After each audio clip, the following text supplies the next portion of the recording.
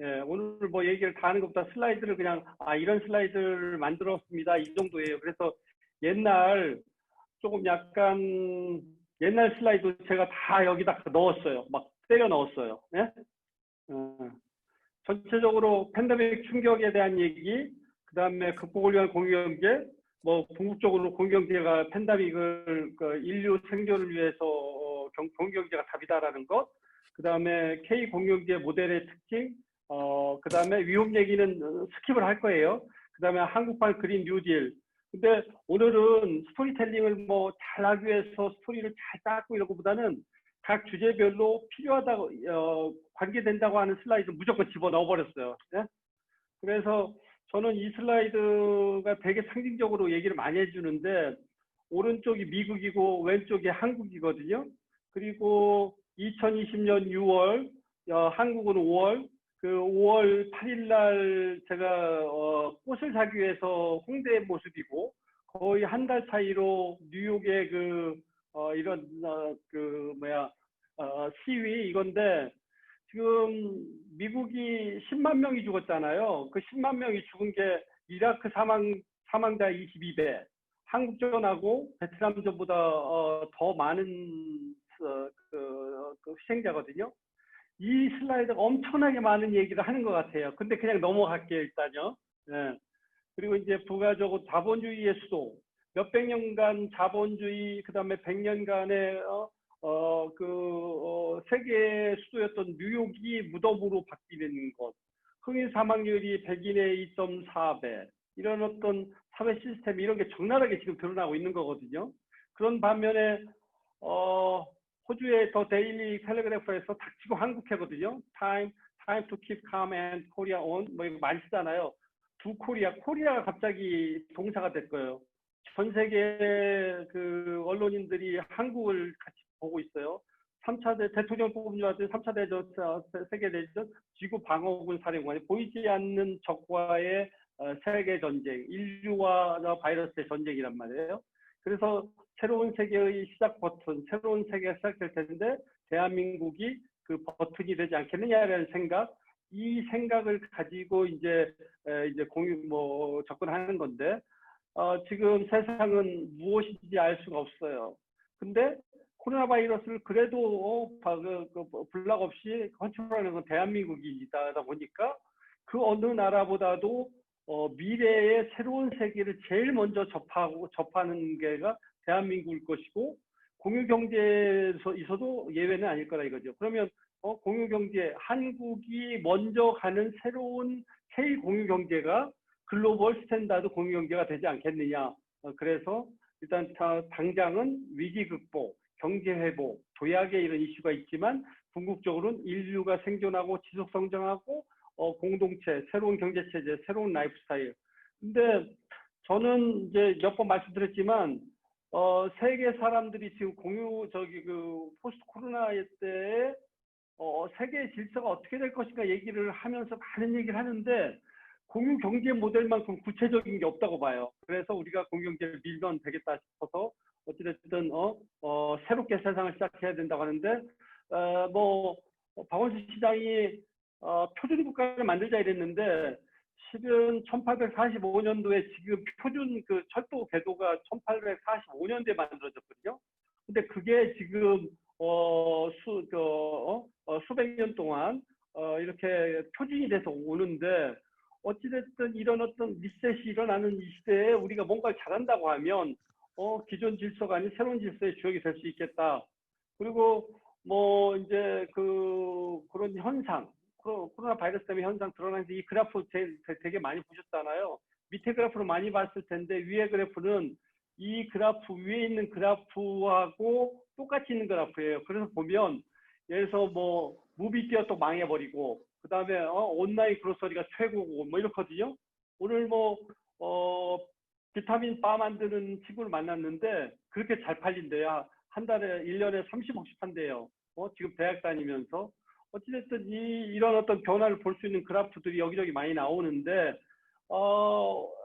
포스트 코로나에 대한 얘기를 다양한 곳에서 이렇게 좀 얘기를 하는데 대표적으로 저는 메리 미커가 만든 그 아워 뉴 월드 4월 달에 나온 거를 그냥 제가 분석을 이렇게 번역을 해봤어요. 그랬더니 충격은 있겠지만 사후 충격이 더 클 거다. 그 다음에 혁신가들이 이런 어떤 그 위기를 극복하고 드러날 것이다. 대단히 빠르게 성장을 할 것이다. 과학자 엔지니어가 중요할 것이다. 급격한 디지털 전환, 온디맨드의 급부상, 신기술에 의해서 이런 문제는 해결해야 된다.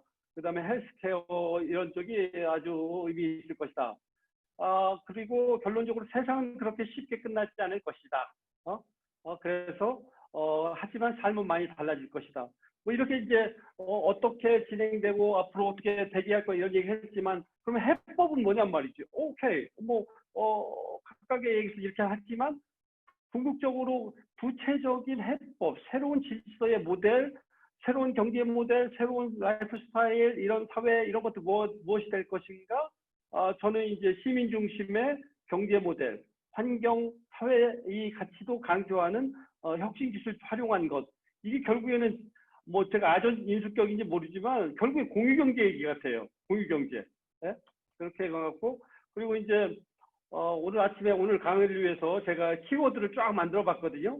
그게 리쉐이핑이라는 제목으로 해가지고 이코노미 뭐 여러 가지 이렇게 했는데 이제 이거 페이스북에 쉐어했는데 어찌됐든 새로운 밸류 시스템, 새로운 표준, 새로운 이코노미, 뭐 그다음에 피플 파워 뭐 이런 식이 있는데 이런 어떤 키워드들이 100% 맞지 않는다고 하더라도 이러한 어떤 키워드들을 계속 머릿속에 가지고 가다 보면 구조가 될 것 같고 대표적으로 베이직 인컴이 갑자기 지금 화두가 됐잖아요. 그래서 다음 총 대선에서는 베이직 인컴이 엄청나게 미슈가 될 텐데 쉐어링 이코노믹도 한번 이렇게 베이직 인컴처럼 이슈화 돼서 우리가 리딩했으면 좋겠다는 생각이고요. 그리고 이제 공유경제가 끝났다고 하는데 아니라는 거죠. 뭐 이런 얘기를 했었으니까 왜 아니냐?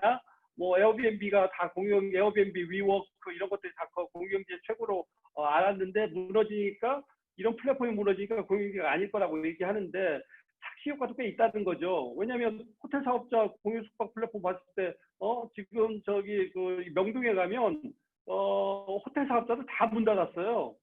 그 부동산 투자 이런 것들 뭐 예를 들어서 에어비앤비가 힘들다고 해도 그 에어비앤비가 뭐 70조 100조로 IPO 한다는 얘기를 들었다가 안 그래서 그렇지 어찌됐든 그 호텔 사업자보다는 공식적 플랫폼 사업자가 그렇게 상대적으로 기대보다는 못하지만 어렵지 않다. 우버 이츠는 엄청나게 더 증가하고 있고 위워크는 뭐 이거 팬데믹 이전 얘기고 그러니까 공유 경제를 이런 어떤 독점 플랫폼으로 해석하면 안 되고 공유 경제는 위워크나 에어비앤비나 우버보다 훨씬 더 큰 것이다. 세계적인 변화다 말씀드렸고 요즘 뭐 공유 경제는 죽고 그다음에 뭐 예를 들어서 뭐죠?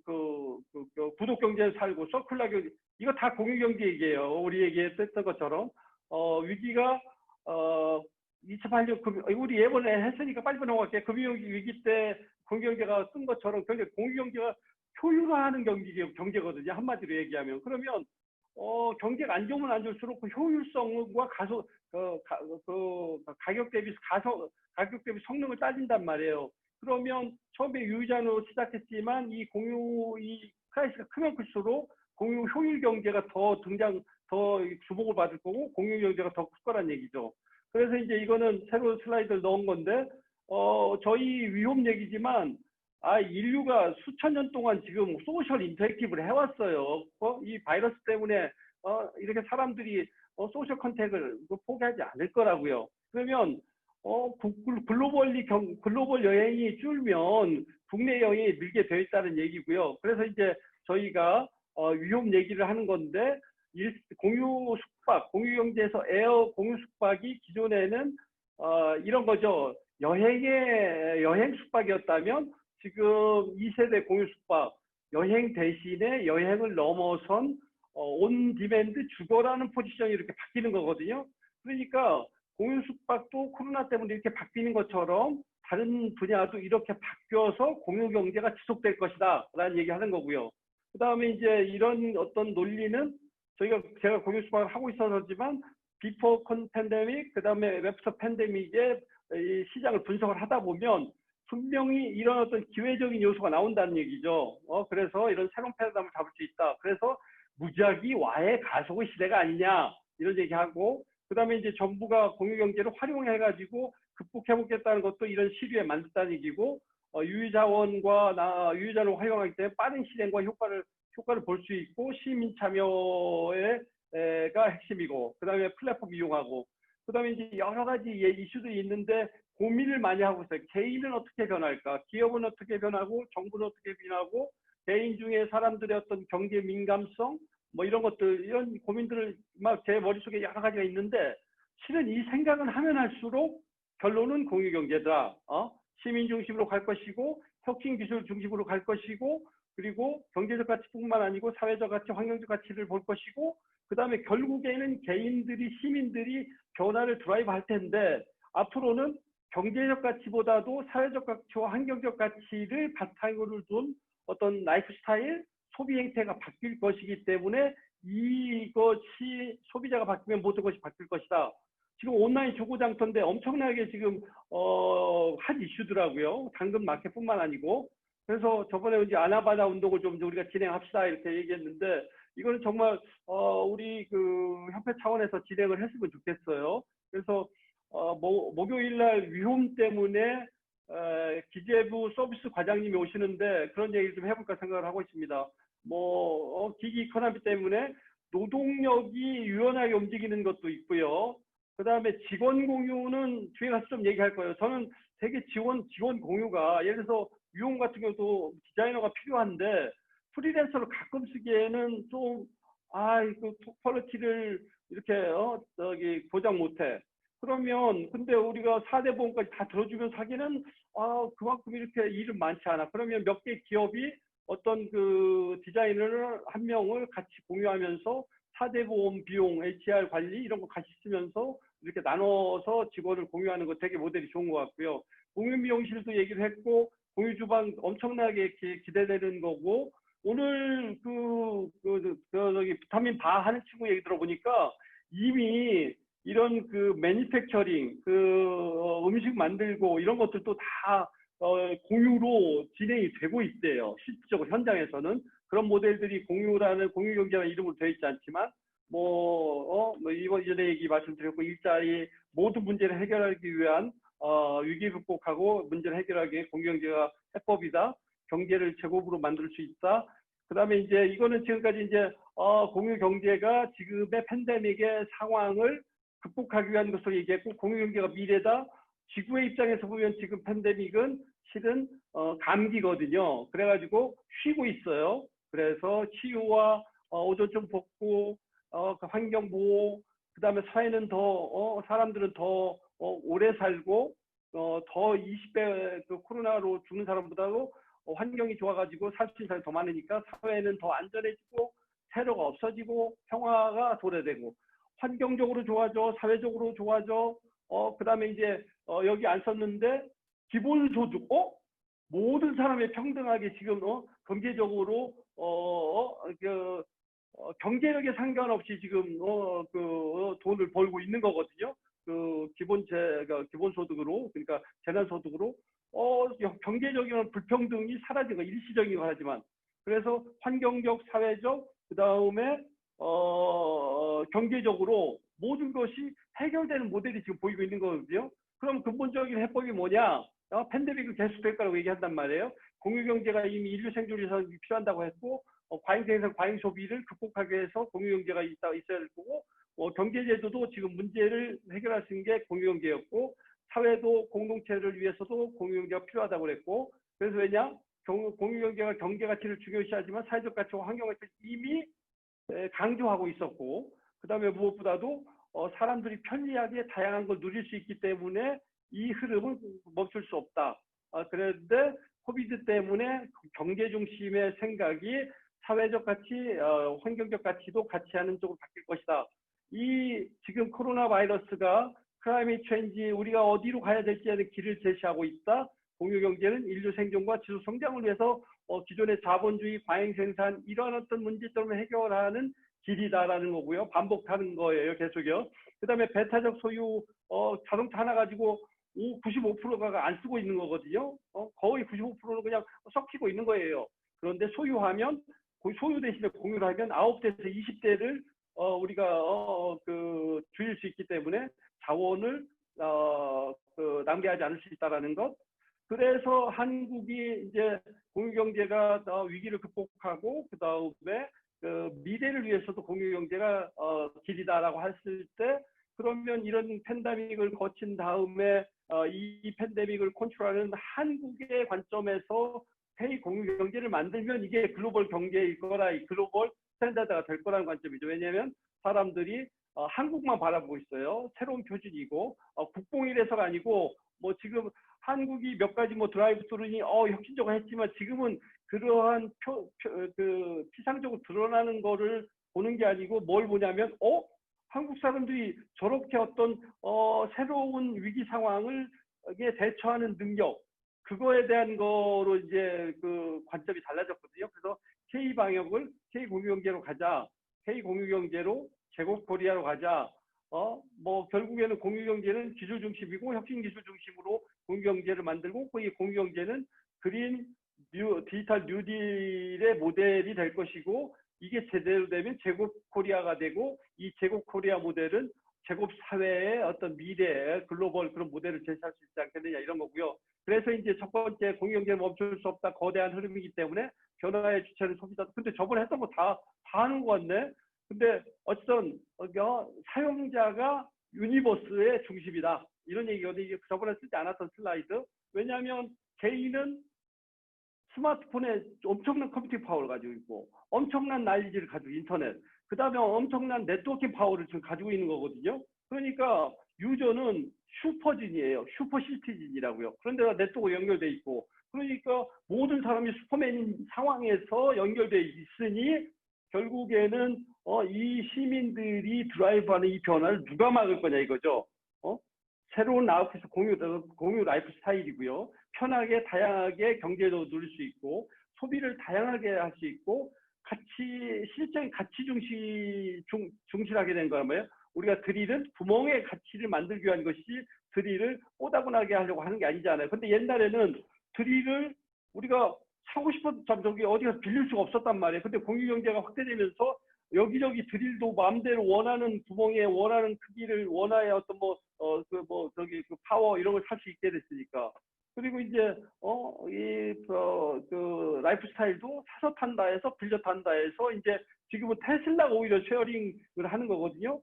출근해가지고 가만히 출근한 다음에 너 가서 돈 벌어와 이러면 테슬라가 알아서 쉐어링해서 다 하는 거예요. 그러니 뭐 이런 부패 산다고 막을 수 있는 게 아니라는 거죠. 이거 새로 그린 건데 K공유의 성장 주요 요인이 뭐예요? 경제 위기 극복할 수 있고 디지털 전환이 가속화됐잖아요. 그런데 공유경제는 디지털 전환을 기본으로 하는 건단 말이에요. 혁신 기술이고 그 다음에 소비자 인식이 변화돼요.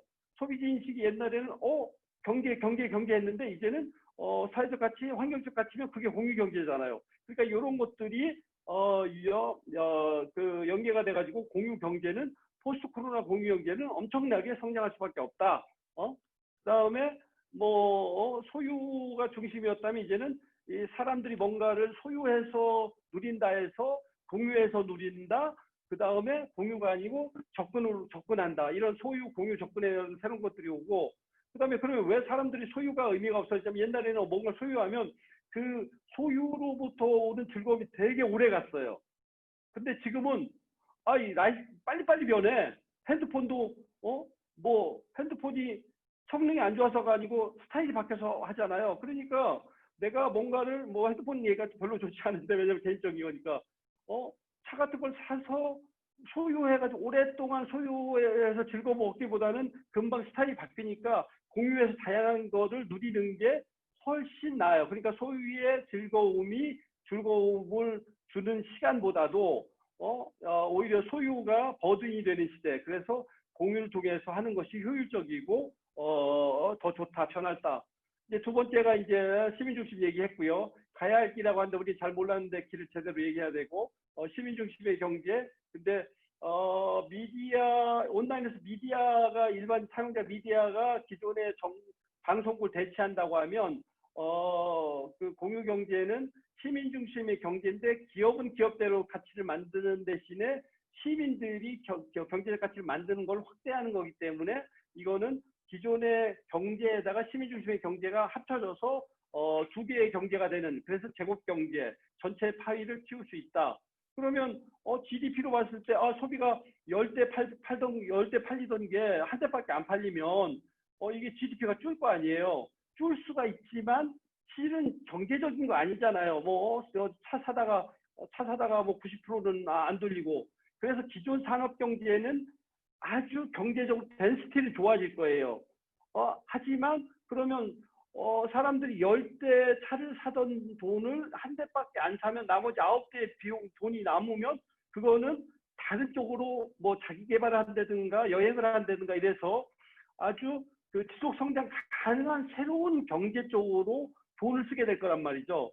그래서 기존의 GDP 중심의 경제는 덴시티가 더 효율화가 되겠지만 규모는 좀 작을 수 있고, 하지만 새로운 공유 서스테이너블한 경제가 훨씬 크기 때문에 전체적으로는 경제 규모가 커진다 이거예요. 그런데 문제는 중요한 게 뭐냐면 기존의 산업 경제는 그 과잉 생산, 과잉 소비 때문에 지구를 죽이는 거예요. 근데 공유 경제는 지속 성장이 가능하잖아요. 더 다양하게 누리면서도. 근데 여기서 지금 팬데믹이 탁 왔다고. 팬데믹이 온 상태에서 이 그림이 더 아름다워진 거죠. 그렇게 봐야 되고. 그 다음에 그러면 이런 현상이 실은 왜 온라인에 있었던 현상과 똑같다는 거예요. 온라인에서 정보 소비자가 생산자가 된 것처럼 인터넷이 스마트폰으로 해서 오프라인으로 오면서 경제도 웹 2.0 시민들의 참여에 의해서 웹 2.0이 된 것처럼 사람들이 참여에 의해서 시민들 중심의 3 2.0이 되고 3 2.0 중에 경제 쪽에서는 경제 2.0 시민 중심의 경제가 공유 경제인 걸로 보면 온라인에서 했던 파워 시프트 투 더 피플이 경제에서도 똑같이 파워 투 더 피플로 일어날 거를 예견을 한다고 하면 앞으로는 당연히 시민 중심의 공유 경제와 사회 현상이 이렇게 될 거란 얘기죠. 이게 지금 웹 2.0 설명할 때 처음에 일방적으로 일방적으로 정보를 소비하는 사람들이 경제 가치를 만든 거, 뭐해서 참여하면서 그거를 그대로 만드는 거거든요. 그렇기 때문에 공유 경제는 이렇게 갈 수밖에 없다라는 거고. 하지만 공유 경제가 뭐 시민 중심으로 모든 게 돌아가는 게 아니잖아요. 그래서 기존의 산업 경제와 공유 경제가 같이 합쳐진 혼합 경제가 어느 정도 유지가 될 것이다. 뭐 아까 말씀드렸던 공영방송이 뭐 적자인데 16살 유튜버가 지금 100억짜리 빌딩 사는 시대거든요. 개인의 역할이, 개인이 슈퍼파워 했다는 얘기고, 그 다음에 이 그림 미국, 러시아, 중국 다음에 국가가 아닌 스페이스 X가 지금 우주로 사람을 보냈거든요. 여기 보면 앨런 머스크가 주인공이고 저 뒤에 미 합중국 트럼프가 관객으로서 박수치고 있는 거거든요. 결국에 뭐냐면 개인 파워 시프트 투 피플이고 그 피플들이 모인 게 기업이고 그 다음에 뭐 국가가 되고 이렇잖아요. 이렇게 봤을 때 이 기업 중심으로 이런 혁신이 일어나는 것도 자연스러운 것이다. 그 다음에 이제 중요한 것 중에 하나가 소비자 인식의 전환이에요. 소비자들이 앞으로는 내가 물건을 샀는데 이게 환경적 가치, 친환경적이지 않아? 이거 반사회적이야? 이러면 경제적으로 의미가 있어도 안 살 거란 얘기죠. 그래서 이 변화의 핵심에 소비자가 있다. 인식 변화. 아까 말씀드렸던 사회적, 경제적, 환경적 가치가 같이 중요할 것이다. 이미 공유경제는 이러한 흐름을 가지고 있으니까.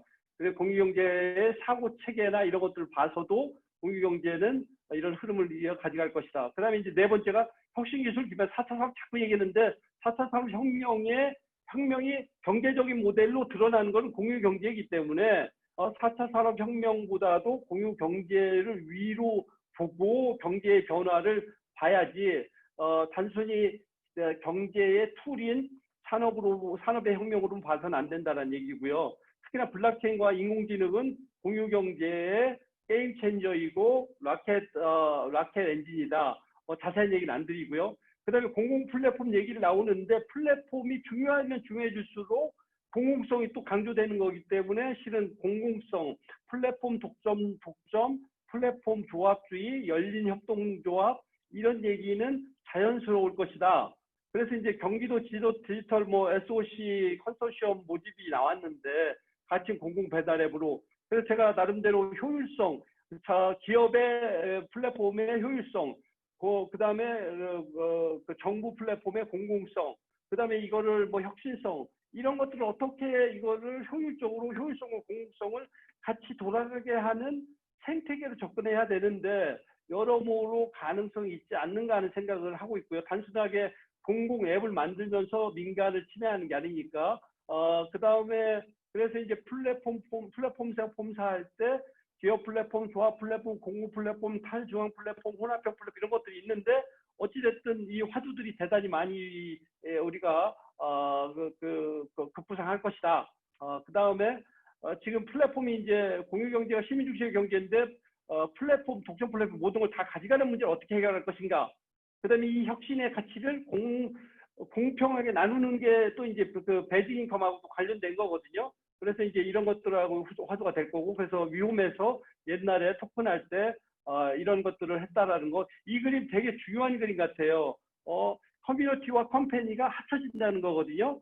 이게 이상적이긴 하지만 쉽진 않지만 공공 플랫폼에 대한 얘기가 나오면서 이 그림이 상당히 좀 주목을 받을 수 있겠다라는 거고요. 뭐 그래서 아까 저기에서도 경기도 플랫폼에서 얘기했지만 캐피탈리즘과 궁극적인 커먼즈, 아니면 협력적 공유 경제 내자 협력적 사회, 기존의 캐피탈을 끌어들여서 조합을 만들어서 그게 돌아가게끔 하는 생태계가 됐을 때 조합들, 참여자들한테 이익이 갈 수 있도록 하는 이 모델이 만들어질 수 있을까 퀘션이에요. 저희 위험에 대해서 시도했던 건데. 그런데 그거를 지금 이제 우리 그 위험에서 하려고 했었던 게 뭐냐면 기존의 대체 숙박업들이 있거든요. 이 대체 숙박업들이 그냥 피지컬이 그 모텔들만 가지고 있는데 여기에다가 뭐 이렇게 어떤 ICT 예약 플랫폼, 공유경제 플랫폼을 넣어서 이렇게 뭔가 어떤 공공성을 좀 넣어서 완전히 리인벤트 할 수 있지 않을까 이런 제안을 저희가 했었었고요. 아무튼 배달의 민족은 처음에 수수료 없는 걸로 했지만 독점하면서 배달의 민족이 수수료를 더 받으려고 하거나 이거는 배달의 민족의 문제가 아니에요. 이거는 자본주의의 문제라는 얘기예요. 자본주의. 투자자를 끌어들여서 결국에 기업의 활동을 통해서 투자자에게 이익을 실현한다는 게 자본주의의 핵심이잖아요. 그러니까 배달의 민족 김봉진 대표 누구의 문제가 아니고 자본주의의 이슈인데 옛날에는 이 독점이 그렇게 초과독점이 아니잖아. 오프라인으로 해서. 근데 이게 네트워크로 묶이고 이러면서 포커 게임이 됐다고요. 그래서 크면 클수록 네트워크 효과 때문에 다 가져가니까 이렇게 됐기 때문에 이제 그만큼 또 공공성에 대한 얘기가 나온 거고, 뭐 그다음에 이제 그러면서 자연스럽게 실은 이런 공공성 얘기가 나오는 거는 공유경제에 발전하는 과정하고도 일맥상통하거든요. 공유라는 건 원래부터 있었는데 경제가 안 됐죠. 근데 이제 협력소비라는 이름으로 네트워크가 발달하면서 협력소비가 나왔고 유유자원의 공유에서 시민 중심의 공유 경제로 갔다가 이때는 어찌 보면 예를 들어서 플랫폼이 중심이 됐다면 이제는 이제 모든 그 경제를 하나의 커먼즈로 간다는 그 제레미 리프킨의 협력적 사회로의 어떤 진화. 뭐 이게 이제 답은 아니래도 어쨌든 이러한 변화를 우리가 읽어볼 수 있다. 이게 답은 아니래도 여기에서 많은 질문을 얻을 수가 있는 것 같고요. 그 다음에 또 중요한 것 중에 이 폼사에서 중요한 게 제가 만든 얘기는 데이터 효과거든요. 그러니까 데이터 효과라는 게 네트워크 앤 데이터 효과거든요. 네트워크 효과에 의해서 막 사람들이 쏠림 현상이 있었는데 옛날에 여기에다가 데이터 효과가 나가지고 AI 때문에 데이터를 가지고 있으면 머리도 더 인텔리전트해져요. 그래서 사람도 더 모이고 데이터도 더 모이고 그다음에 이게 돈이 되고 이러니까 플랫폼이 모든 오프라인이고 이런 걸 다 먹어간단 말이에요. 그러니까 이 플랫폼의 폼생폼사 효과가 더 나타나는 거고 이게 이제 그러면 국내 플랫폼은 뭐고 글로벌 플랫폼은 뭐냔 말이에요. 그 국내 플랫폼은 우리가 오프라인의 제도로 뭔가 관리를 할 수 있지만 구글이나 에어비앤비나 페이스북은 어떻게 할 수 없잖아요. 이 상황을 그럼 어떻게 극복할 것이냐. 데이터를 다 내주고 있단 말이에요. 동네 기업만 그러면 저기 할 거예요? 그 단속할 거예요? 이게 지금 이제 그 구위원장님이 만든 우리 데이터 내주고 다 내준다는 그 논리하고도 일맥상통하는데, 그런데 이게 또 무슨 얘기냐면 위홈이 수수료 안 받아도 데이터만 모이면, 카카오톡이 수수료 안 받아도 데이터만 모이면 그거 가지고 가공해가지고 장사할 수 있으니까, 이전에 생각지 않았던 광고 모델, 수수료 모델 뭐 이런 거 말고 데이터 모델이라는 사업 모델이 만들어질 수 있기 때문에 플랫폼이 새로운 양상으로 접근할 수 있다는 거고요. 그다음에 이제 지금 우리가 공유경제를 잘못 보는 것 중에 갈등으로 본단 말이에요. 그게 아니라는 거죠. 이게 가치를 증폭하니까 소비자 권익도 증진하고, 기존 산업도 진화하고, 기존 종산업도 보호하고, 혁신 산업도 수용하고, 그 다음에 사회적인 문제도 해결할 수 있는 공유경제 혁신을 이렇게 윈윈윈 할 수 있는 플러스썸이라고 생각을 해야 플러스썸을 성취하기 위해서 노력할 텐데, 타다하고 뭐 택시업체하고 타다 플랫폼 갈등이야? 이거 해결해. 이렇게 하면 답이 없다라는 거예요. 어찌됐든 앞으로는 이렇게 접근해야 된다는 거고, 그래서 다만 시간이 걸려도 사회적 합의를 해야 되는데, 이 사회적 합의 노력을 예를 들어서 지금 모텔 하시는 분들 아세요. 공유 숙박이 잘 플랫폼이 발달하면 당신들이한테 도움이 크다는 걸 아세요. 근데 문제는 뭐예요? 포로타이밍 제로섬 게임이 될 수 있거든요. 그러면 정부가 개입이 돼가지고 예를 들어서 기업형 불법 숙소를 단속해주면 공유 숙박으로 시장이 경쟁이 심화되는 문제를 해결할 수 있단 말이에요. 예를 들자면. 그러니까 전체 그림을 플러스로 보고 잘 그림을 그리면 혁신을 이루어서 큰 가치 증폭을 한 다음에 이거를 잘 나누면 장기적으로 모든 사람이 윈윈이 할 수 있다는 거고요. 대표적으로 왜 우리나라에 그랩이 없냔 말이에요. 그랩이 그 필리핀에 생각 이렇거든요. 그랩이 지금 20조, 30조 되면 이 비용이면 서울에 개인 택시 면을 다 사주고 나서 새로운 혁신을 하고 글로벌 진출하면 되는 거거든요. 근데 우리는 혁신 기술이 기술이 있음에도 불구하고 제도나 공유 경제에 대한 인식이 제대로 안 됨으로 해서 이런 혁신이 일어나지 않고 이런 어떤 새로운 기회를 놓치고 있는 거거든요. 그다음에 이제 문제는 잘못된 질문이란 말이죠. 플러스썸이야. 플러스썸이니까 답을 큰 답을 찾아야 되는데 문제할 때 작은 답을 요구하니까 상생 정도만 하니까 문제가 해결이 안 되는 거예요. 갈등으로 끝나니까. 그다음에 이제 그래서 이제 수구민주주의를 하는 게 좋겠다는 거고, 여덟 번째가 일자리에서 일거리로 바뀐다는 거. 이거 되게 중요한 얘기 같아요. 지금 우리는 정규직 하는데 실은 그거는 시장에서 요구하는 게 아니에요. 미국에서 이게 지금 노란색이 옛날 아재들의 의견이고요. 파란색이 그 밀레니엄 세대들이에요. 밀레니엄 세대들한테는 직업이라는 것은, 일이라는 거는 내가 좋아하고 언제든 유연하고 크리에이티브한 거 좋아하지, 아재처럼 팀 플레이 안정적이 그게 아니에요. 시대가 이렇게 바뀌는데 지금 우리나라는 유연성보다도 그 안정성 이런 거 따진단 말이에요. 어찌됐든 이런 어떤 흐름을 따라가는 게 결국에 공유 경제란 말이죠. 그래서 이전에 일자리 변화가 직장인에서 여러 일거리로 바뀐다, 뭐 이런 얘기고, 그래서 모든 사람이 마이크로 엔터프라이저다, 그 마이크로프라이저라고 얘기하는 거고요. 그럴 수 있는 게 뭐냐면 면허를 받아야지. 옛날에는 진입장벽이 높다면, 근데 지금은 뭐 공유 숙박이 위험해, 그냥 등록만 하면 내가 저기를 할 수 있어요. 숙박업자예요. 이렇게 되니까 이제 이게 효율화와 민주화가 일어났다고 하는 거거든요. 라이선스 주고 투자하니까 라이선스 주고, 그 다음에 다른 애들 못 오게 하고, 그래서 기업이 거기에 독점하고 뭐 이런 식으로 됐다고 하면 이제는 이제 플랫폼을 통해 가지고 누구든 뭐든지 할 수 있는 이런 식으로 바뀌는 거고, 그 다음에 아까 앞에 얘기해서 직원고 인프로 쉐어링인데 되게 좋은 것 같아요. 이미 미국 힐튼 오늘 또 만났는데, 호스트 한국의 최고로 유명한 그 공유 숙박 오아시스 그 게스트하우스 하는 분이었는데, 문 닫았다고 해서 위로주 사면서 제가 막걸리 한 잔을 했는데, 명동에 가면 지금 중소형 그 호텔들이 다 문 닫았어요. 근데 지금 뭐 문 여는데도 토요일이나 일요일만 사람들이 막 와. 그러니까 토요일, 일요일 날은 필요해. 저기가 직원이. 주중엔 필요하지 않아. 그러면 그 사람들 어떻게 해야 되나?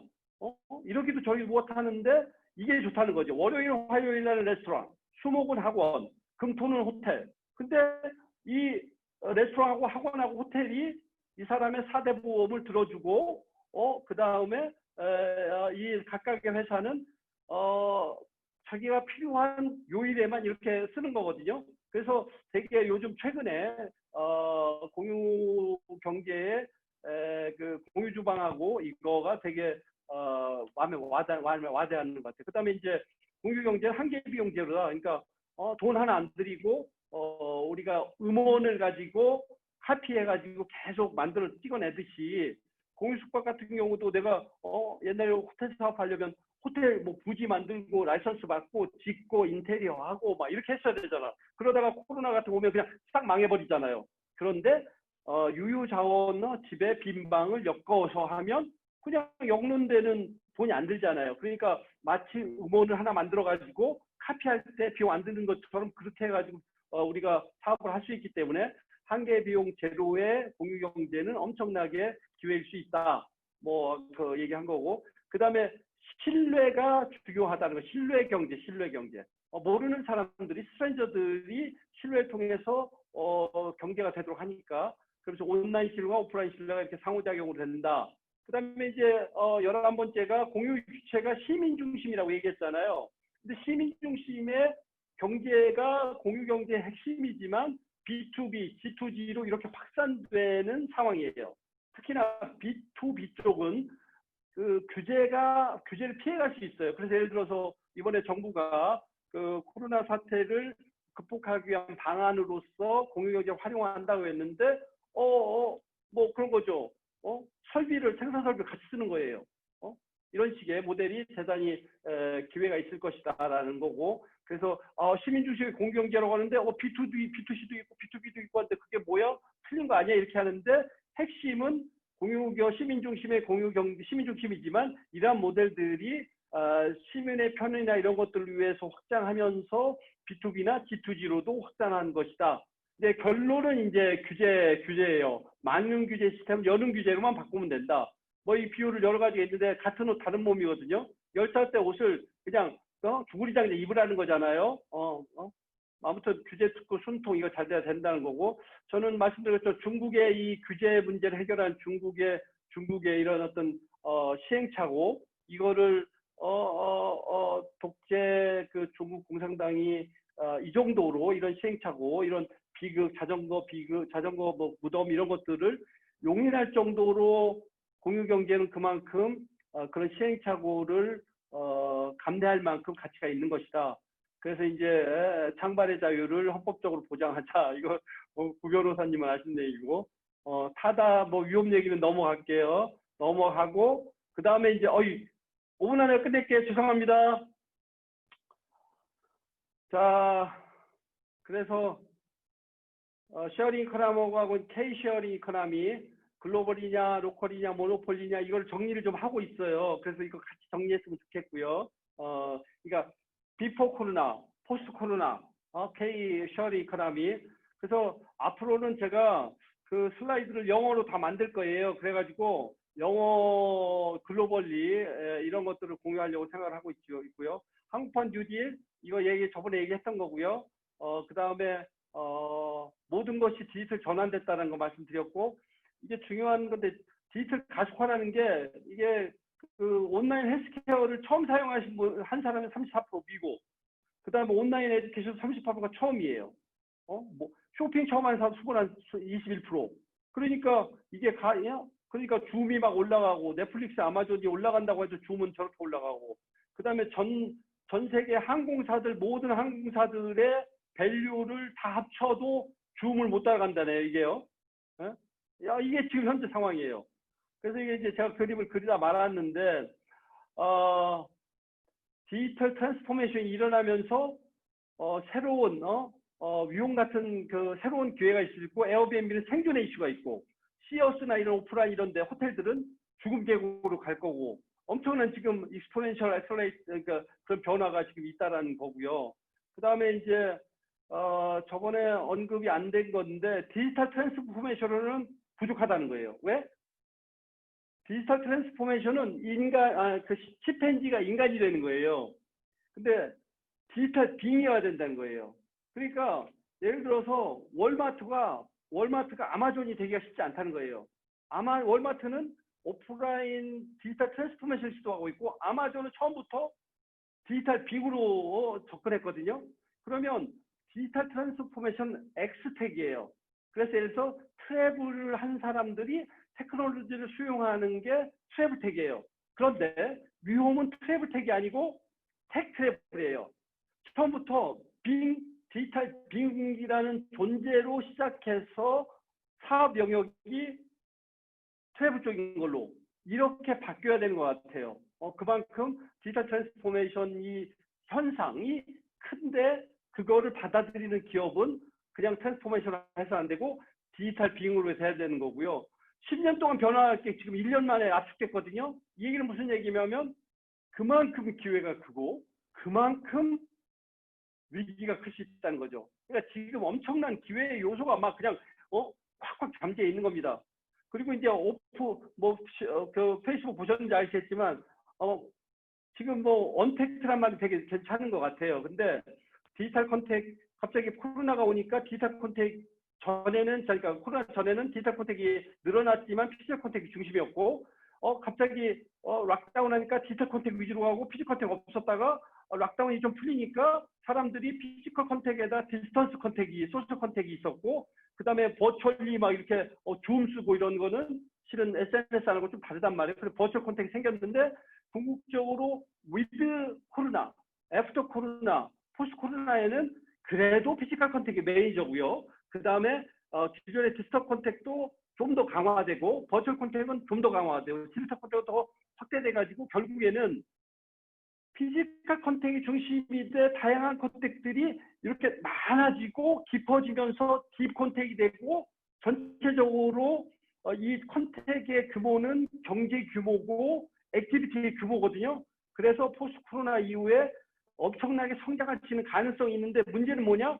옛날처럼 과잉 생산, 과잉 소비, 자본주의 그 형태로는 안 된다는 거예요. 이거를 제대로 할 수 있는 거는 인류 생존을 보장하고 지속 성장이 가능한 생활 방식과 경제 모델이 공유 경제가 가능하다는 얘기예요. 결론은 디스턴스 컨택은 이렇게 원격으로 이렇게 앉아서 하는 거고 기술 지배의 시대예요. 디지털이 제일 중심이에요. 그러니까 한국은 일본하고 비교해 보면 일본보다도 20% 이상의 사람들이 좋은 컴퓨터를 가지고 있어요.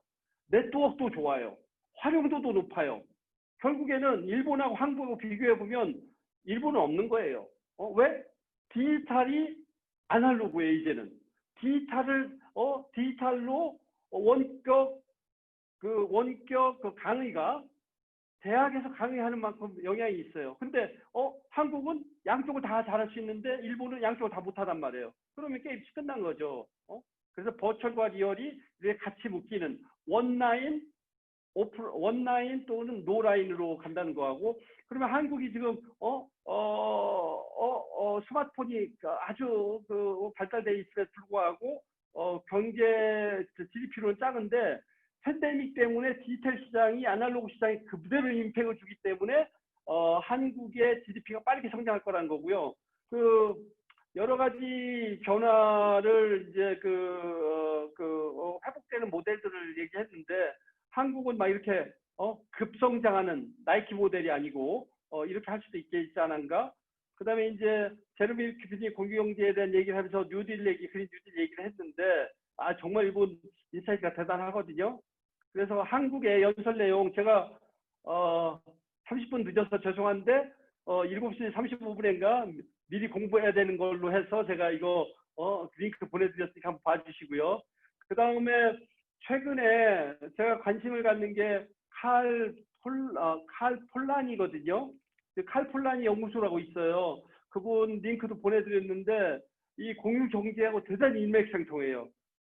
물론 본질적으로 자본주의 인간과 자연과 그다음에 자연과 이 신용 화폐를 경제 거래 대상이 아니라고 부정하는 측면에서 좀 쉽진 않지만 테크놀로지 중심의 시민 중심의 공유 경제하고 많이 연결이 돼 있어서 책을 읽지는 못하시더라도 그 비디오를 몇 개를 보시면 공유경제하고 연계가 될 것 같고요. 그린 뉴딜 하는데 여기에다가 쉐어를 넣어야 된다는 게 제 생각이에요. 경제, 환경 이렇게. 그래서 디지털, 그린, 그 다음에 쉐어를 넣자 이렇게 계속 얘기하고 있는 거고. 아무튼 잘해보자라는 거거든요. 그리고 이제 K 방역의 어떤 가능성, 뭐 인프라 개방 속도 혁신 이건데 실은 저는 그냥 인터넷 같아요. 인터넷 방역 같아요. 그래서 인터넷 철학이 확대되는 과정인데 전 세계적으로 한국이 어쩌면 인터넷의 철학을 오프라인으로 잘 끌어들여서 인터넷 인프라를 이용하고 혁신을 이용하고 그런 거 아닌가 이런 생각. 그다음에 지금 방역뿐만 아니고 뭐 스마트폰 이런 것들 요즘 엄청나게 많잖아요. 뭐 한국이 막 리딩하는 게 엄청나게 많아요. 어찌됐든 이런 것들은 줄기는 하나일 것이다. 그래서 한국인, 한국학 이런 거에 대해 고민이 많고요. 저는 어제 저기 한랩에다가 제가 올렸는데 한국말에 어떤 이런 어떤 혁신의 기원이 있는 건 아닌가 이런 생각을 좀 하고 있습니다. 그건 나중에 좀 하고요. 예, 이 정도입니다. 저번보다 1시간. 근데 보니까 옛날에 했던 얘기야 다, 그죠? 그래서 저희 한국공경협회가 공유경제의 이런 어떤 흐름 미리 제대로 읽고 그 다음에 팬데믹이 오면서 공유경제가 기능적으로 이 위기를 극복하는데 정말 2020년도에 플랫폼 중심의 공유 아나바다 운동을 통해서 위기를 극복하고 그 다음에 인류 생존을 보장하고 지속 성장하고 그러면서 더 편해지고 이런 어떤 구체적인 공유 경제를 우리 위원장님들하고 같이 이렇게 했다라는 거 되게 자부심이 느껴져요. 그리고 어떤 면에서는 책임감도 느끼고 그리고 다 함께 공유로 더 좋은 세상을 이런 어떤 비전을 가지고 같이 하는 것이 행복하고 이렇게 제가 이렇게 그 시간을 잘 몰라가지고 늦었음에도 불구하고 소환에 응해줘서 너무 감사드리고 제가 여기저기 슬라이드 그냥 다 모았어요. 슬라이드 못 보시던 거 새로운 슬라이드들이 꽤 있을 텐데 일단 이게 완결판이라기보다는 좀 이렇게 화두를 던지는 측면에서 완성도가 앞으로 제대로 돼가지고 이 목소리뿐만 아니고 실적인 가치를 만들고 이랬으면 좋겠습니다.